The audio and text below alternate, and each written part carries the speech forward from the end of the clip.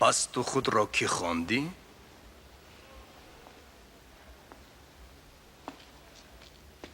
و آن پیروان تو کیستند؟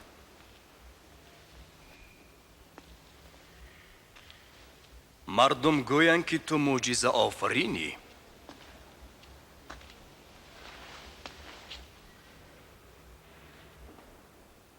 که معجزه کن؟ شاهم او افکاری مردم را خراب میکند. او خود را شاه مینامد. این آدم شاه؟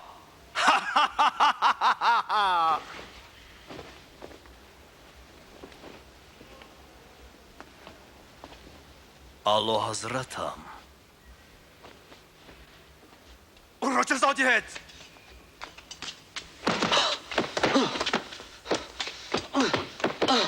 او را نزد پیلات برید.